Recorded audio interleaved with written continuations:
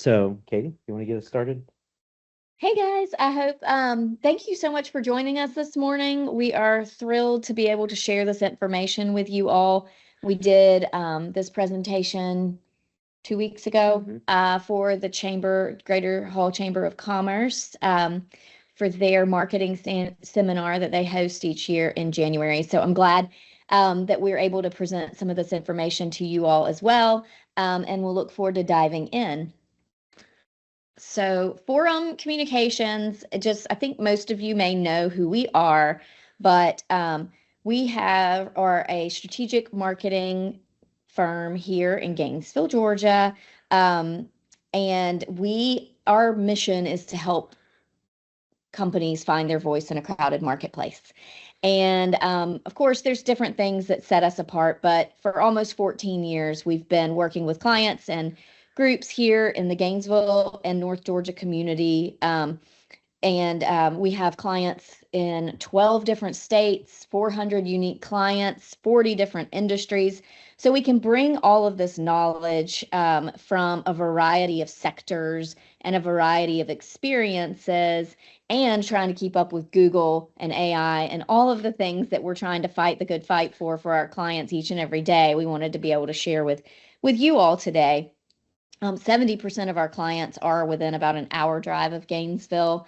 They come in all shapes and sizes, from small, you know, startups all the way up to billion-dollar industries and national companies, all the way just to, local folks doing business right here in Gainesville and Hall County. So we love doing the work that we do and are thrilled to be able to do it here amongst our community and with people we love. We do have 19 staff members. With those staff members, we do offer an array of services, of which brings us perspective, which we can use today in our discussions about AI and the world we're living in. And so we are going to bring perspective from the variety of services that we do offer and have expertise in, which is, our strategic marketing, our branding, our creative communications. How does this play into graphic design and web development? How does the knowledge that we're going to share kind of play into everything from a marketing perspective for you all? And so with that, I do want to go on and talk to y'all, introduce Nick and I. For those of you that don't know us, we get to work with this team of people. Like I said, there's 19 people that work here at Forum. We have everything from graphic designers to creative communications specialists to account managers, social media experts, SEO, analytics, digital marketing, web development, all of those things, all under one roof, which is really what we try to do as a company, is offer all these services under one roof so that we can be a full service entity and consultative group for organizations. But here with me today, real quick, I am Katie Dubnik, president of Forum Communications. Started Forum 14 years ago, and have just loved building this group up. With me today is Nick Kastner, who is our resident expert and will be speaking most of the time today. But I'll be popping in and out a little bit with him with some of that knowledge expertise as well. But Nick has been with us for, did we decide? Almost 8 years. 8 years? Yeah, Okay. yeah. 8 years. He has been in the industry, though, more than 20 years. He's a member of the Harvard Business Review Advisory Council. He's certified in Google Ads certifications. He's a speaker at regional and international marketing events.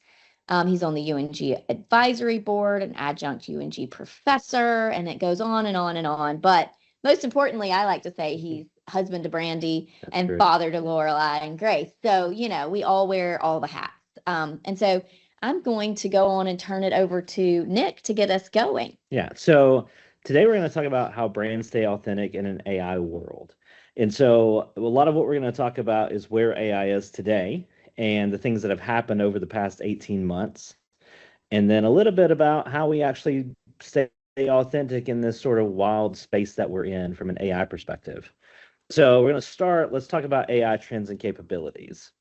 So first, what can AI do in marketing? Well, it can do a lot. For those familiar with tools like HubSpot and Seamless and a number of other things, there's a lot of really cool things that you can do in terms of automation, hunting down information so that way you can create marketing lists. You can identify audiences and segments. You can create chatbots and have them respond based on how you would respond. You can measure data, and we've used AI to do regression analysis and marketing mix modeling and all kinds of really neat things.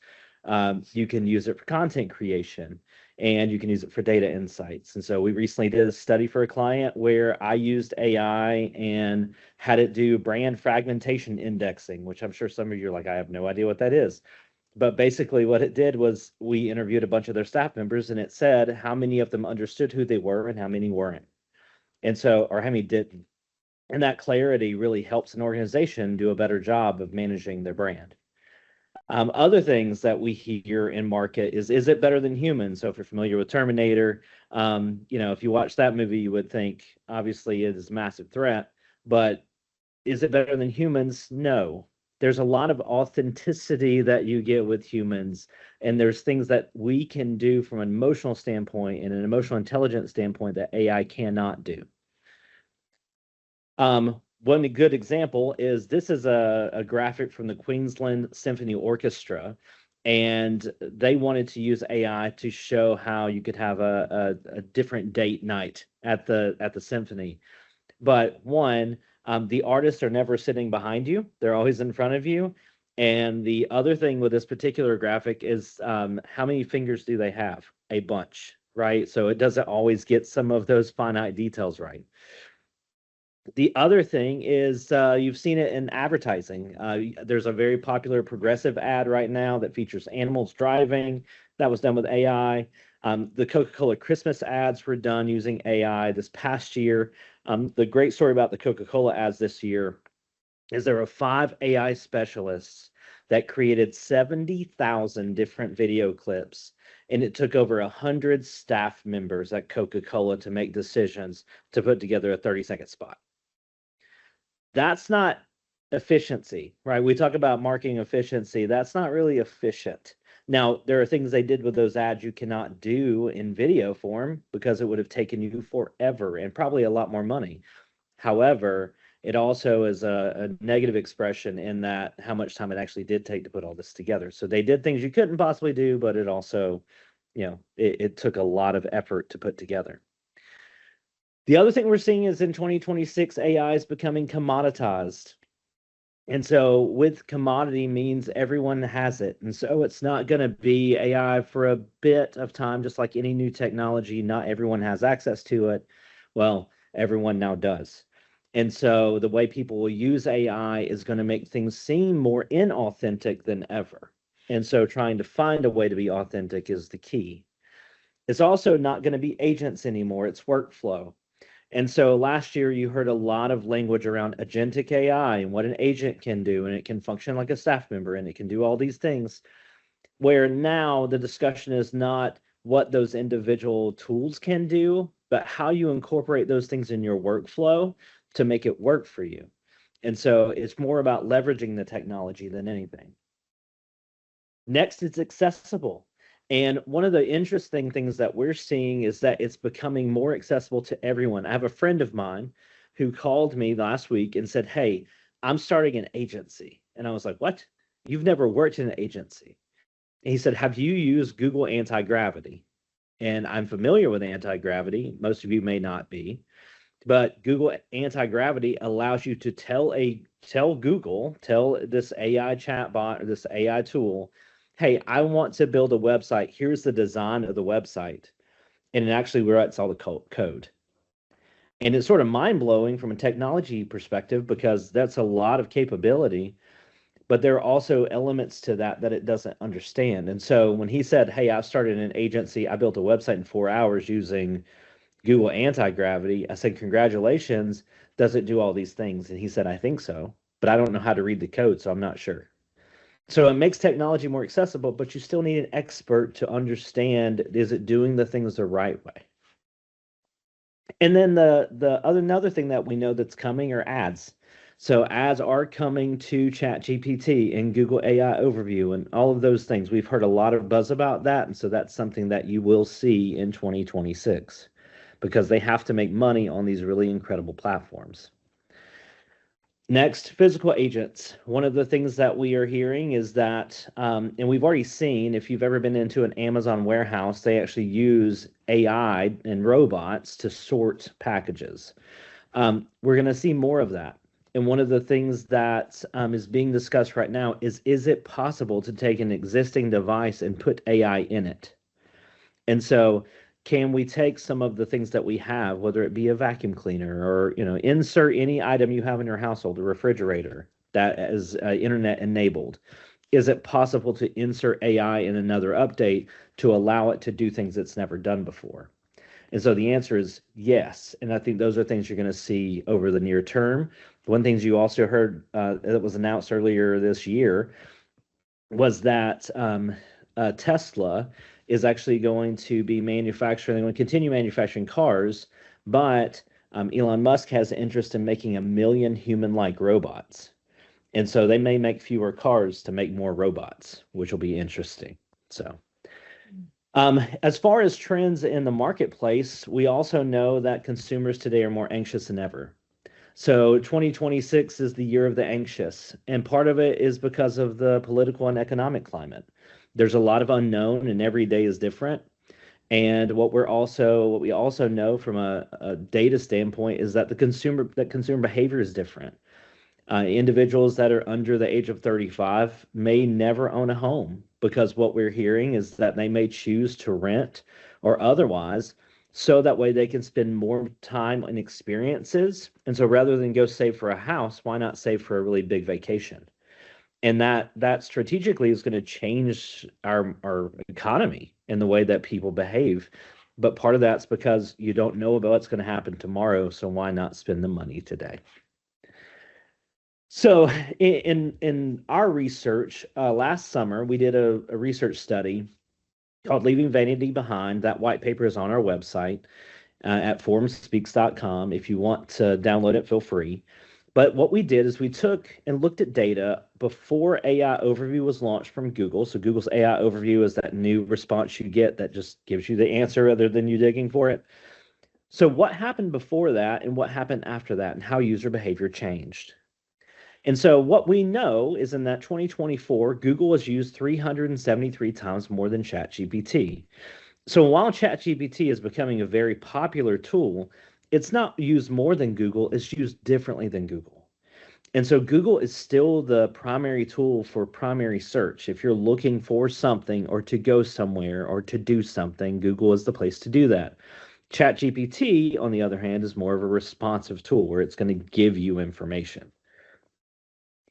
We also saw that, and know this is national data, that organic search traffic to websites declined 15 to 50% for some businesses.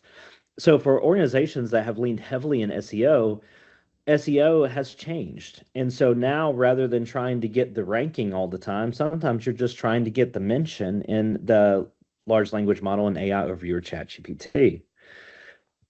We also know that on average, nationally, 27.2% of searches or queries actually end without any additional user interaction. So when people do search, sometimes all they do is complete the search, they get their answer and they leave. And so that's a new behavior, what we call zero-click search, where users are getting what they need without having to go anywhere else.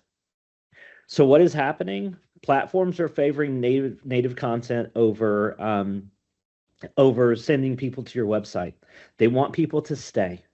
And so Facebook, Instagram, LinkedIn, YouTube, Google, ChatGPT, they don't want you to leave their system because that's how they make money. If you stay and consume more content, consume more advertising, then that's how they make dollars. Next, AI-driven search is reducing clicks. And so we know that Google AI Overview and ChatGPT and Google's AI Mode and Perplexity and Claude and all these tools are changing the way you behave and people don't go to websites as often. We also know that user behavior is changing because it's changing the way that everyone uses the web. So what we've seen, and from our own data, consumers are getting more answers directly from the search engine without ever visiting a website. Consumers are also getting more answers directly from social without ever visiting a website. Consumers are consuming more video content than ever before, whether it be on TikTok or YouTube or otherwise. And then consumers trust platforms like ChatGPT, Google, Perplexity, and others for answers. And so even if their answer isn't correct, they believe it is, just the standard consumer. So historically, people have used search for three different purposes. First is informational. They're looking to answer a question. Second, transactional. And that means that you want to buy something or researching a particular product or service. And three is navigational. You're looking to go somewhere or you're looking for a specific brand. And so that traditionally is the way that people use search. So keeping that in mind, that first one, the idea of informational intent, historically marketers have used this idea of content marketing to create content so that way users would find them on the internet. Well, what we know is that all clicks from informational search, people doing informational style searches, is down 13%. Forum clients that have been trusting us with SEO saw a bigger decline because we've leaned into that. Like we really believed in content and still do, but it's different now. And so the idea that posting a blog post or posting, any particular type of content on the frequent just to show Google that you're active, that's really what most businesses were doing. Most of our SEO clients saw growth because of that. Now, not so much. But here's the thing, the intent has changed. And so if we look at the way user behavior has changed in terms of our own client base, 52.55% have seen increases in product or service related pages in 2025. So if people were searching for a particular product or particular service, traffic went up. But if we were hoping to rank a blog post or some sort of content piece, that has declined. So what does that mean? Well, Google is now seeing that there's more value on those product pages. People are looking for that thing that you offer. And so that is changing the way we approach SEO because now it's not how many blog posts can we post in a month. It's more about improving the quality of those product and service related pages. And we've actually actively seen that. We have client examples where we went through and made a change to one client we met with yesterday. We made a change to one particular page and really tried to amp up the content for that page. His traffic from that page last year was up 20%, while all of his other pages are down. Because again, making sure that we're creating the best page possible. So in our study, we answered a few questions. How is user behavior changing for our clients? Well, users are visiting websites less often, but when they do, they're really qualified, right? So if they're coming for an information search, it would make sense that that isn't a really convertible behavior. But if they're looking for a product or service that the client offers, then traffic is up and those searches are really relevant because they didn't get that answer from ChatGPT or Google. They're getting it from us. Next, is there still value in search? Yes. Visibility for these transactional or navigational search intent terms are more valuable than ever. And so content is more critical to drive impressions and visibility across the web. It's not just clicks anymore. So we're looking to be ranked in ChatGPT and otherwise, or the search AI overview or Google's AI overview, or we're looking for ways to really move the needle from a conversion standpoint. And if they're more relevant, those users are more relevant, and the website moving forward, if it's the piece that we control on the web, then it holds more value than ever. So with that, part of the way that we have to go about building this idea of creating the best page and making sure that our story is relevant and all things, it has to do with storytelling. And so I'm going to let Katie talk about that. Yeah, so it's becoming more and more important than ever because of all of these trends that we're seeing that storytelling truly does actually matter. Sharing your story, telling people about your brand, letting them emotionally engage with your brand is going to help create connection, especially when they're being bombarded through so much information out there. So telling your story can help cut through information overload. Like I said, like people are being bombarded on their phone, at work, on their TVs, on their devices, through their kids, whatever. And so helping people remember a story they're going to connect with that and remember you more over just data and facts and figures. And so that's something, again, that, authenticity plays a part in. And you as humans are going to have to play a part in this AI era that's coming. I mean, I think it's stories too that engage with people emotionally, that invoke trust, connection, maybe happiness, joy, some reason that they're connecting with you as a brand. That's going to also help increase your conversion rates, your brand loyalty, advocacy, and let them, become those repeat customers you're looking for. Modern art audiences are also tired of fake. They don't want things that are fake. They can't tell what's real and not real. They crave brands that are authentic and that they can trust and that they know is putting out true, real content. So showing people your struggles, showing people behind the scenes things, talking about what makes your company real or how things work, anything you can do to make you human and relatable.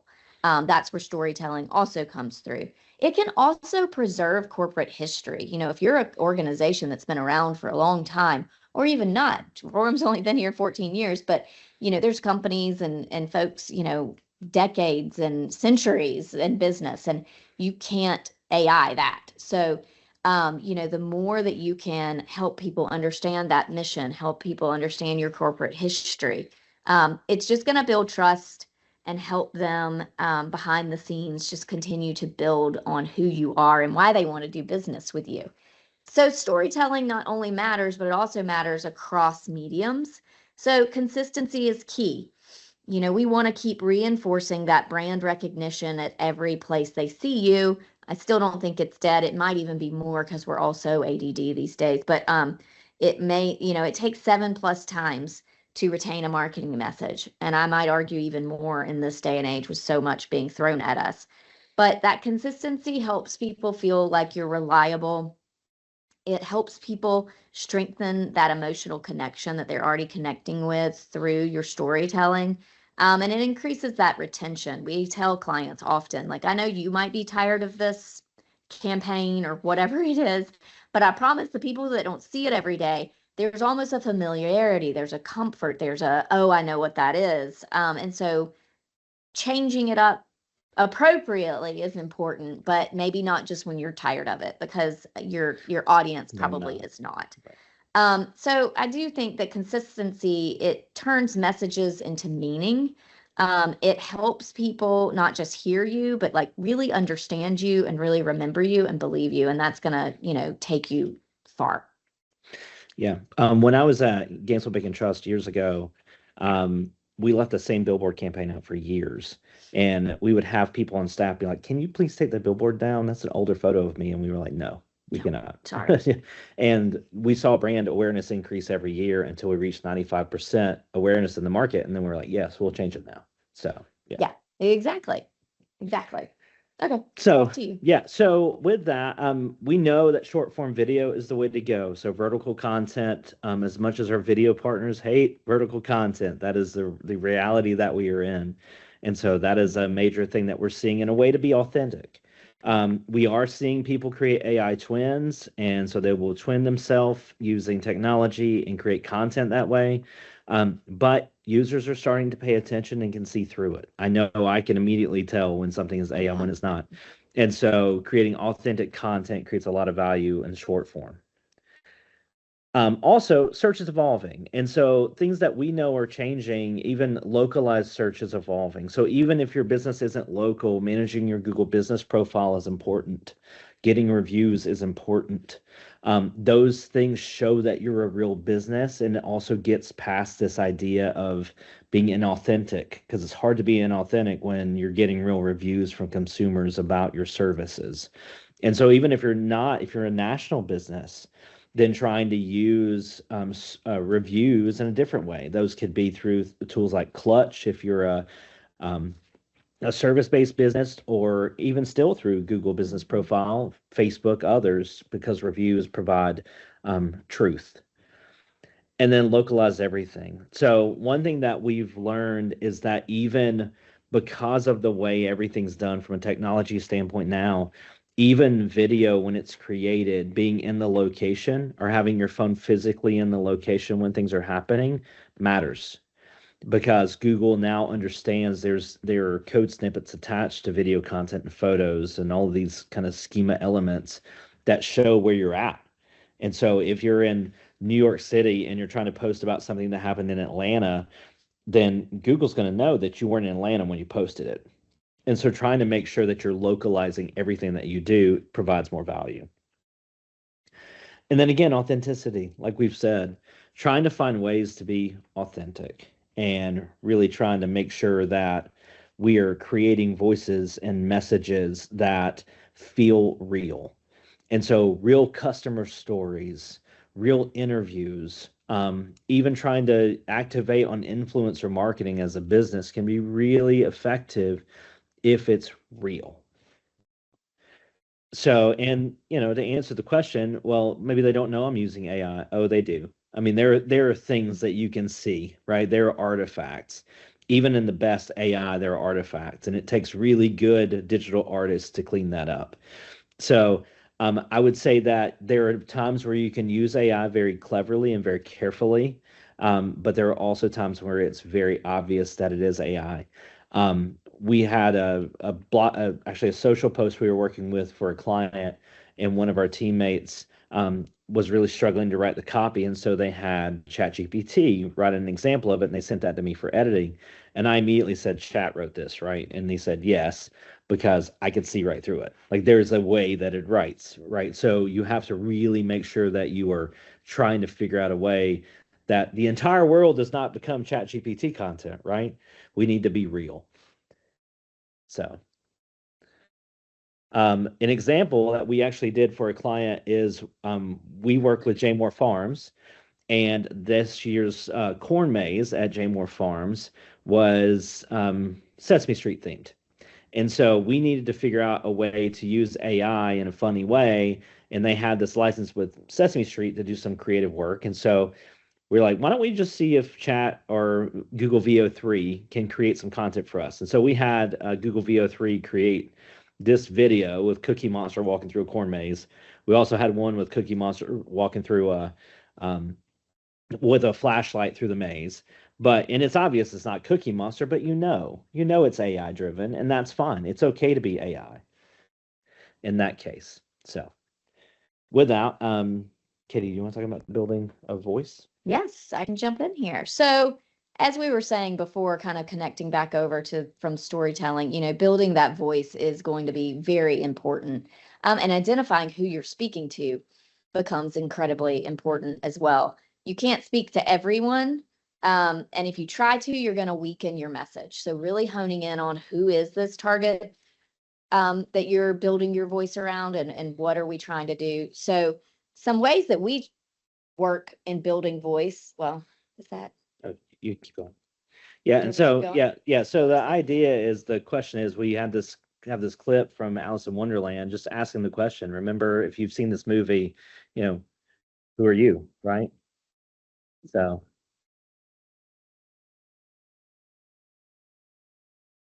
and the question is both that and your audience. And so, from a psychology of branding standpoint, you really have to make the decision on who you are.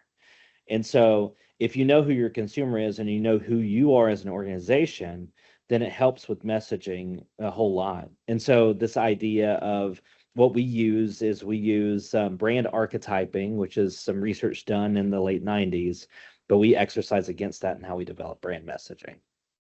And so we've done that with brands like Danley Sound Labs. We have a number of clients. And the funny story about Danley, they are the wizard, right? So if you go back to look through the chart here, they are the magician. And so the idea is how much power they give consumers. Like, so for their audience, their loudspeakers, because they manufacture loudspeakers and subwoofers, what they do is they give them an experience that no one else can. We also don't show everything behind the curtain from a technology standpoint, but people know enough about it to see them as the expert. And because their technology is so cool, they're seen as a magician. But again, it's experience driven. So everything that we do for them is experience driven. And then from a marketing execution standpoint, we also try to do that when we go to trade shows and we go to other events with them. to make sure that experience is shared. And so to kind of show some of that, here's a quick video that we did that tells the Danley story. Danley is far and away the best speaker that I've ever heard. It's no secret that they make some of the finest loudspeakers being made. The boxes of Danley are incredible. This is our best sound system we have. It sounds amazing. For this size stadium, it's a pretty amazing experience to be able to stand there and hear this thing. We had athletic directors that said, put that everywhere. When the fans leave, they feel better about the experience here. And whether it's the lights, whether it's the sound, whether it's the video board, all that matters. The louder it is, the more energized we are, the better we play. The great thing about them is that they just disappear in a really good way. They're doing their job just clean and powerful and elegant.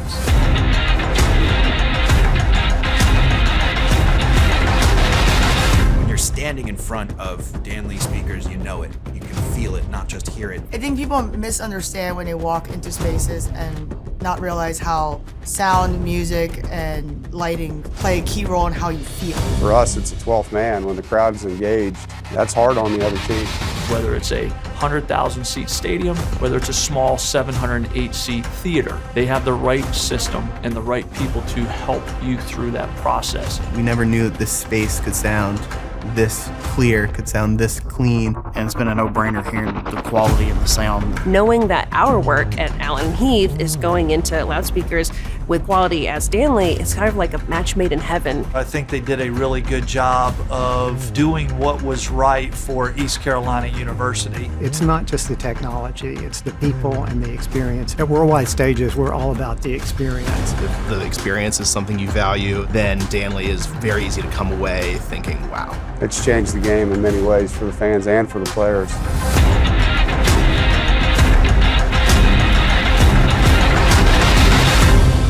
So you heard throughout that video the word experience, and that's something that we kind of live by. So Katie, do you want to talk about it?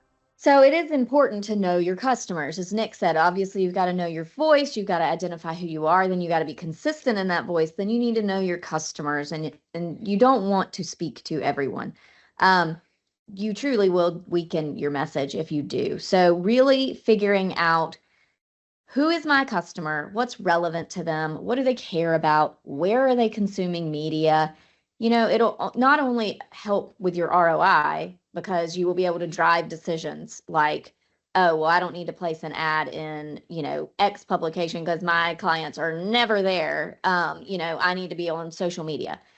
So it can help you hone in on those marketing mix channels to use and that are going to be most effective for you and not just kind of a waste of money, because you want to place your brand where you're going to create that relationship and create that consistency and create that awareness with your clients and customers. You can also know that, you don't need to, you can also use knowing your customers to develop your product lines or your, the crafting your message if it's your service, but even your services, like what is actually important to them can help drive product features, design, pricing, even promotionals that you may or may not decide to do. So really looking at all of that in a way, in a smart way, can help with your ROI, but also that retention and that big bang for your buck. And so to us, there's a lot of different ways that we use to identify that voice. As Nick said, we use psychographic profiling and all of our brand archetyping work that we do. But also you can look at things like, okay, let's develop a couple of personas of people who interact with us.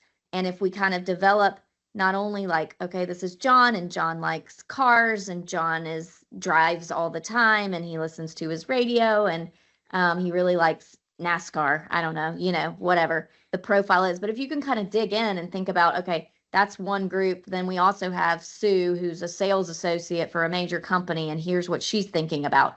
So if you can kind of develop who are my different segments, it can help you drive decisions in a clear way, in a way where you're not getting distracted and you're not trying to place in all these places you don't need to be, or saying things you don't need to be saying that don't feel authentic and don't feel like you. So really go into that consistency thing. It's real important to just keep honing in on that. We also look at, like I said, segmentation, data analysis, looking at, who are the buyers that are really engaging with you and actually converting with you. And then even just introspective company planning. I mean, you can't negate how powerful that can be, because sometimes it's not just about who you have now. Sometimes it's about who you want, and that can be aspirational and change. And so you may have to develop thoughts around that, not just based on current data, but on future proofing and future data. But your client the best, and I think at the end of the day too, your gut instinct is usually pretty right.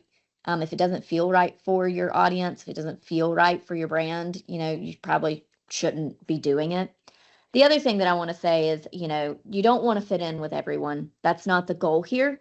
The goal isn't to be liked by everybody. In fact, if you sound one way on your website and then you sound a completely different way trying to be cool or trying to have a different voice on social, then that feels inconsistent. That feels inauthentic. That doesn't feel like something I can trust. I thought I knew who these people were, and now over here they're saying things I never thought they'd say. And so really making sure you're marrying that experience with your brand up throughout helps with this I can't say it. Authenticity. Thank you. So it helps with that, especially with all this clutter with AI and all this, what's true, what's not, what's real, what's not. And if you can truly be real for them, it helps them know who you are. This one clear voice becomes more and more important. So the other thing that we do with our clients, one of our clients is Gerard Birch. They have their legacy show coming up this weekend. But, we helped rebrand them from John Gerard Foundation to Gerard Birch, and we've been a part of their journey for a long time. But one of the things that we do for clients like them and others is build a brand guide. And honestly, even if it's a brand sheet, it can be a brand book, but it just depends. But it helps get everybody on the same page. These books cannot just be about logos. They can be about your voice, what you wouldn't say, things that you would do, approaches to how you speak. It doesn't only have to be visual marks, which is what I think people sometimes think these as, and that is also important in creating that consistent experience. But you can share these with vendors. You can share them with other people. You can share them with staff to make sure that if Nick's posting and Katie's posting, it all sounds the same. So there's a variety of ways to use this, but I would highly recommend brand identity sheets, guides, standards, whatever, Word documents. But it's a very powerful tool and something that we continue to use as we're going, with our clients. And then Arrow, I know I'll let Nick, you can tell them who they are, and then I'll tell them why we've got this in here. Yeah, so Arrow, they are no longer Arrow. No. That's a long story, but but we helped them develop their brand voice, and so they were a low-speed electric vehicle manufacturer, and in doing so, we developed their entire brand voice, their brand structure, their brand guidelines, everything from the top down. And the thing about that is the execution of it. And so the last project that we did for them was they actually won. They went to the PGA show with a brand new product and won the PGA new product of the year. And so with that particular example, I mean, we were able to help them with everything from PR and management and everything, but to tell the voice consistently. And I'll throw in there, just thinking about them as a company. Their electric vehicle, very eco-friendly, very green. It wouldn't make sense, maybe. Nick might have gotten crazy, but to go take that to like a gas guzzling, NASCAR event and launch the product there, even though that's a big crowd of people and all the things, and it's a big event that does use vehicles like this and all the things, you just kind of have to think through what's the opportunity that aligns with my brand. Yeah, and to chase that for just a second, I mean, what they did is they actually went to the Miami International Boat Show, which is like a yacht show. And that vehicle, they saw a lot of value in that as well. So Yeah. And then the other thing that we've talked about, but knowing your voice, knowing your customers, knowing all of this, especially in this AI world, your marketing mix matters more than ever. So choosing platforms that they're on. Is this something that my audience is going to see? Is this where they are? Does this match, does even just like the marketing medium match my communication style and who we are as a company? So I really think that you also have to think, there's the marketing funnel. And so like, what mix of things am I trying to move them from awareness, through conversion and all the way out to advocacy for you? And so really just kind of thinking through that mix is going to matter as much as anything. Sort of same thing. We did this campaign with Piedmont a few years ago, and it was highly successful. But, posters and direct mailers made more sense than print ads for this because we were trying to attract students. And, just trying to think about what would resonate with them from a color palette and, what they're going to maybe connect with is important. In this particular campaign, we developed some incredibly authentic ads. And so there's a number of 30-second spots, that 30-second video spots that ran on television and YouTube and you name it, TikTok, that spoke directly to students about authenticity. And so we're sitting here talking about authenticity, and probably one of the most authentic campaigns we've ever ran was this Don't Be a Lion. Don't Be a Number, Be a Lion campaign. So, the last thing that I would say, and Nick can kind of take it from here, but the right voice on the wrong platform is still the wrong message. So, making sure you pay attention to the platforms and where you want them in this consumer journey is important. And it's something that you just gotta don't think is old school or archive it because AI, this, that, and the other, it still has a role. Yeah, and you have to understand like the path your consumer takes, right? So how do they find out about you? When do they consider you? At what point do they purchase you and how? And then once they do, can you retain them, or can they become advocates for you? Are they loyalists? And so really just trying to figure out how that works best for your organization. And it's going to be different for everyone, but thinking through the process is really valuable. And then the last thing that I would want to mention from a structure standpoint is just measuring for success. And so if you want to be authentic from business standpoint, part of that authenticity is knowing what you're measuring. And so you need to make sure that if you set a goal, you have to know how you're going to measure the goal. And so for every one of Forum's clients, as we build new plans, we're really looking at, okay, what's the end game here for the year and how do we reach that goal? Because we can easily get distracted on, oh, it'd be really great if we post this content, or, oh, it'd be great if we had this video. But like at the end of the day, like what's the goal? Like what are we aiming at? Because if we don't have a target, we're never going to hit it. So, and that can include everything from, we're meeting with clients and having discussions around customer acquisition costs and lifetime value and how many conversions they want for the year and what success looks like. And then does influence matter to them and all those sorts of things.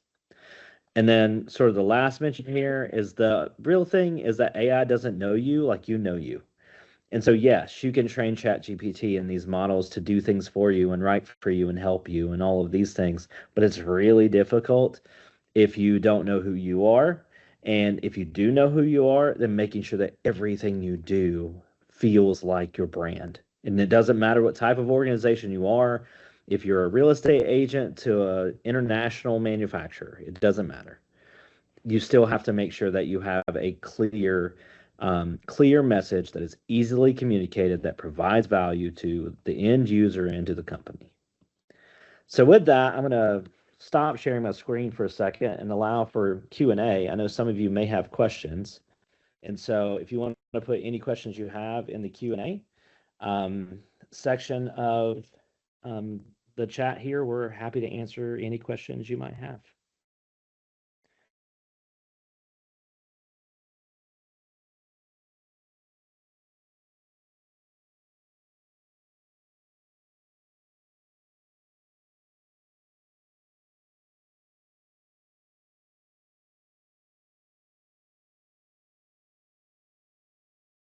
So I know some of the questions that we had in our presentation 2 weeks ago were around AI and how to, if you're using AI or your supervisor's forcing you to use AI or not allowing you to use AI, how do you navigate that? And one of the things that we would just encourage you to do is have a policy. So we don't have a formal policy here at Forum. When we first started using AI, I know Katie in particular had some concerns because she was worried about it being inauthentic. And so we've been very, very careful on how we've used AI. And even today, the way that we use it's more for data analysis, and we will also have it do some initial research for us, but we still have copywriters on staff to make sure the voice is consistent. We also do have a handful of chat conversations that we've created for select clients that help us craft in their voice. But if I could only show you the prompt that was written, I mean, the prompt itself was probably, there was one prompt that I wrote, it was like 10 paragraphs of content to explain exactly what I wanted to make sure that it got it right the first time. And even then I had to provide additional guidance. So, I think making sure that, again, you can't do that if you don't know who you are. So that's an important piece. All right. I think somebody is typing a question right now, so I'm gonna hang out and wait for a second.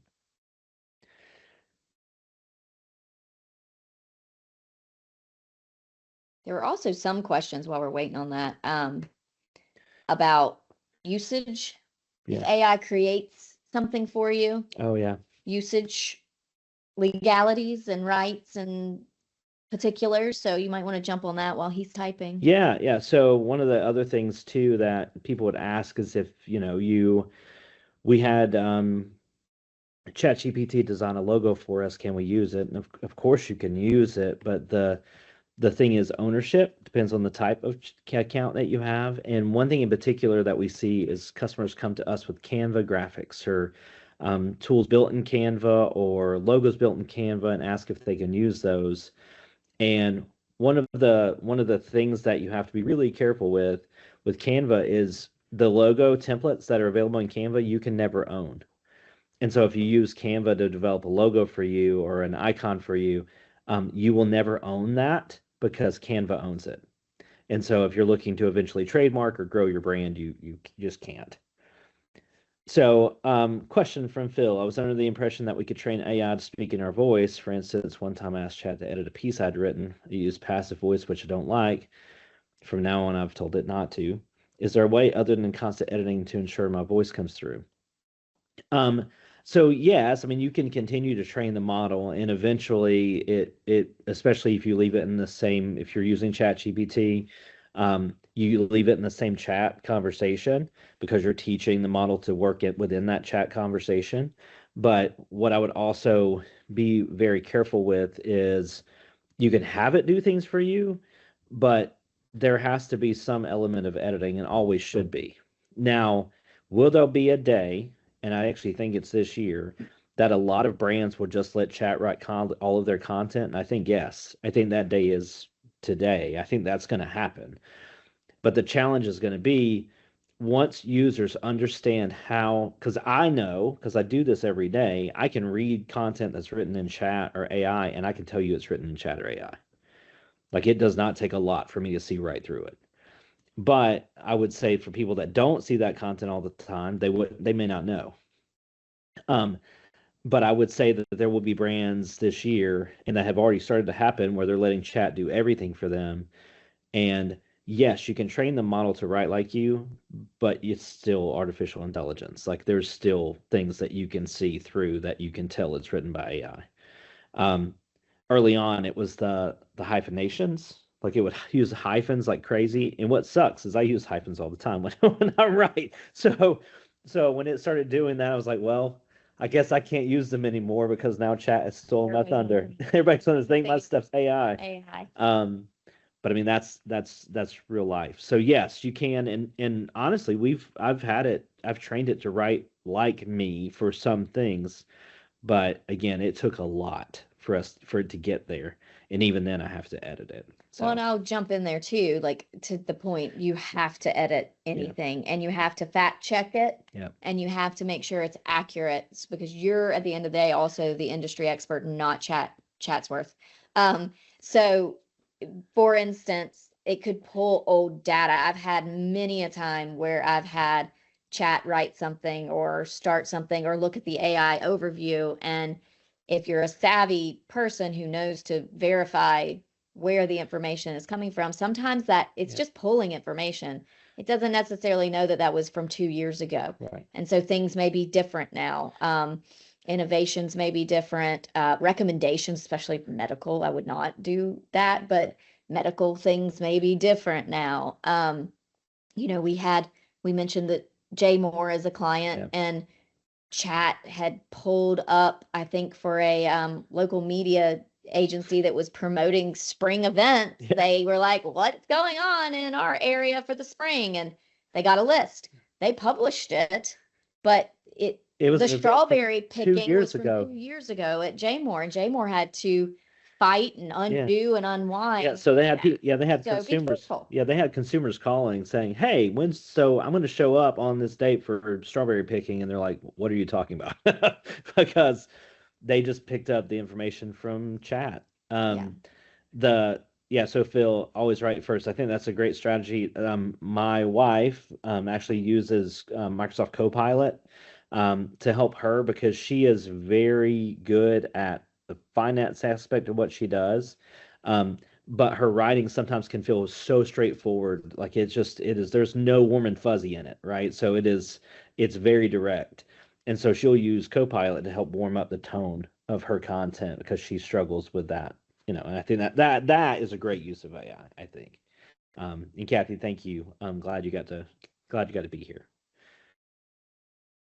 All right. All right. Well, with that, I think we'll close. If you have any questions or anything that you may need, you can find us at forumspeaks.com. Katie and I are certainly here and glad to answer any further questions. You're welcome to send us an email or reach out. It's Katie@forumspeaks.com or Nick@forumspeaks.com. And just thank you for participating today. I hope it was helpful.